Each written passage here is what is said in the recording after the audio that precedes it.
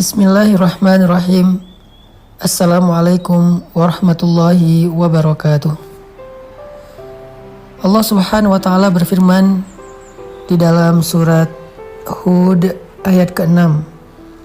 A'udzu billahi minasyaitonir rajim. Bismillahirrahmanirrahim.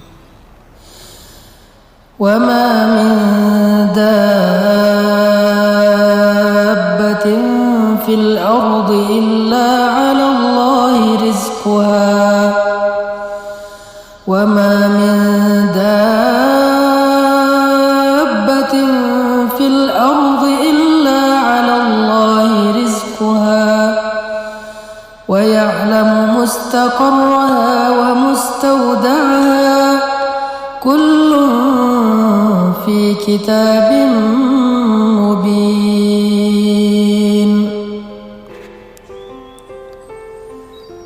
Dan tidak ada satupun makhluk yang bernyawa yang hidup di muka bumi kecuali Allah menjamin rezekinya.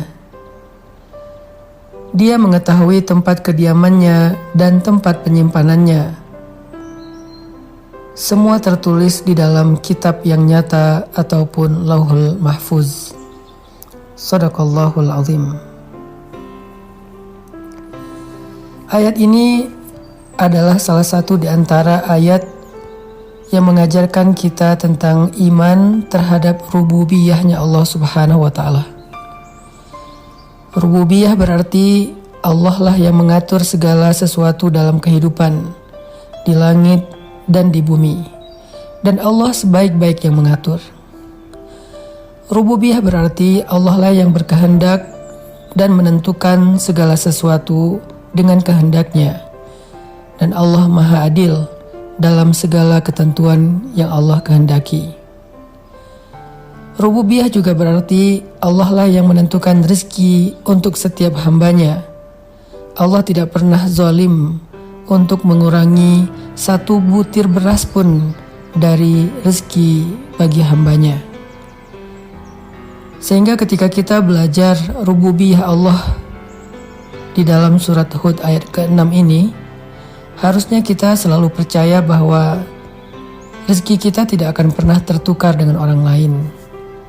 Bahwa setiap manusia, bahkan hamba-hamba Allah, hewan, tumbuhan, apa yang ada di langit dan di bumi, semuanya telah Allah berikan takdir rezekinya.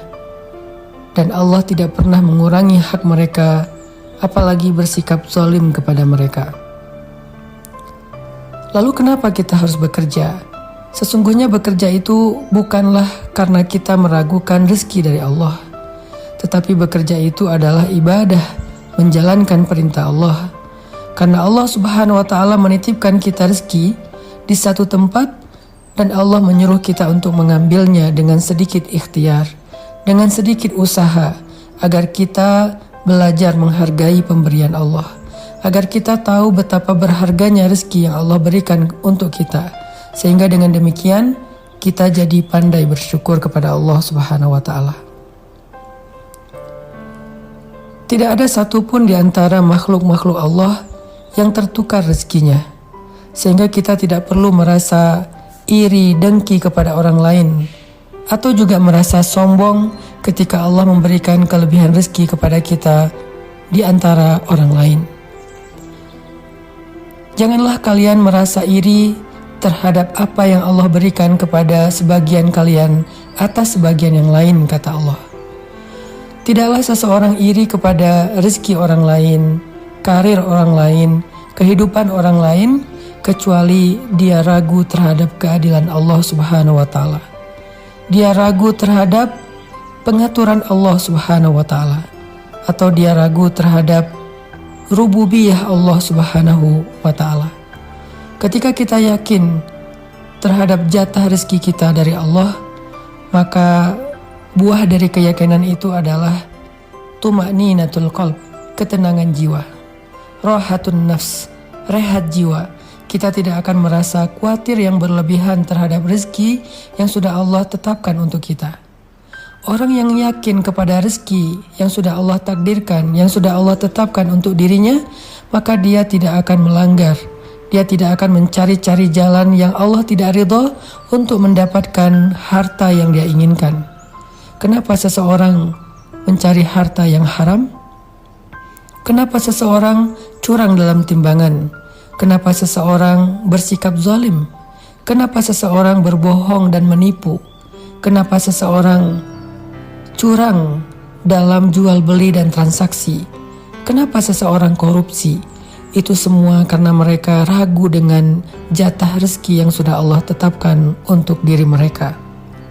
Seandainya kita yakin bahwa Allah adalah sebaik-baik pemberi rezeki, bahwa Allah gak pernah mencurangi hak kita, bahwa Allah sebaik-baik yang mengatur, bahwa Allah sudah menyediakan bagi setiap hambanya rezeki yang halal sesuai dengan kebutuhan dia, sesuai dengan keadaan hidupnya, maka kita tidak akan mencari-cari jalan yang tidak Allah ridhoi untuk mendapatkan harta-harta yang kita inginkan.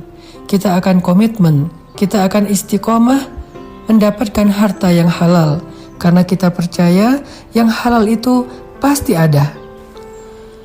Ada orang yang berkata, mencari harta yang haram saja susah, apalagi yang halal. Ini pasti wasawisus syaitan, ini pasti bisikan-bisikan syaitan. Kenapa? Agar kita berputus asa dalam mencari rezeki yang halal, agar kita berputus asa dalam berharap kepada Allah Subhanahu wa Ta'ala. Sungguh kalimat ini adalah kalimat orang yang tidak beriman.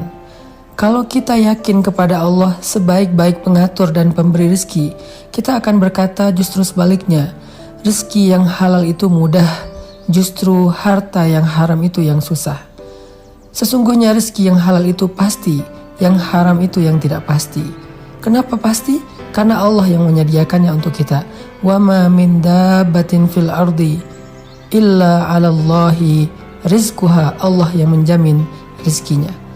Falimal ya's, kalau begitu kenapa kita berputus asa? Kenapa kita mengeluh? Kenapa kita berhenti berikhtiar? Kenapa kita tidak lagi istiqomah? Kenapa kita melenceng dari jalan Allah kalau kita yakin bahwa Allah telah menyediakan jaminan rezeki kepada kita semuanya? Orang yang yakin dengan rezeki di sisi Allah juga tidak akan bersikap kikir dalam mengeluarkan hartanya fi sabilillah. Sebagaimana Nabi bersabda, demi Allah tidak akan berkurang harta karena sedekah. Justru sedekah yang dilakukan karena syukur akan menambahkan kebaikan setelahnya. La in syakartum la azidannakum. Kalau kalian bersyukur, pasti aku tambahkan untuk kalian. Orang yang menahan hartanya, bersikap kikir sehingga dia tidak mau mengeluarkan hartanya fi sabilillah, bahkan harta yang wajib untuk dia keluarkan seperti zakat, itu pasti karena dia takut kekurangan rezeki. Kenapa dia merasa takut kekurangan rezeki? Karena dia tidak yakin dengan jaminan rezeki dari Allah Subhanahu wa Ta'ala. Maka dalam ayat ini kita belajar bahwa sesungguhnya Allah Subhanahu wa Ta'ala telah menjaminkan untuk kita rezeki yang halal, maka jangan pernah mencari-cari cara yang haram untuk kehidupan kita. Di dalam ayat ini juga kita belajar bahwa sesungguhnya Allah menjamin dan mengatur kehidupan kita, sehingga jangan sampai kita berputus asa untuk berharap kepada Allah dan berputus asa untuk berikhtiar, bekerja dengan pekerjaan yang baik, mencari rezeki yang sudah Allah tentukan untuk kita. Mari kita belajar dari ayat ini agar kita lebih istiqomah, agar kita lebih tumakninah, dan agar kita semakin kuat bertawakal kepada Allah Subhanahu wa Ta'ala. Barakallahu fikum.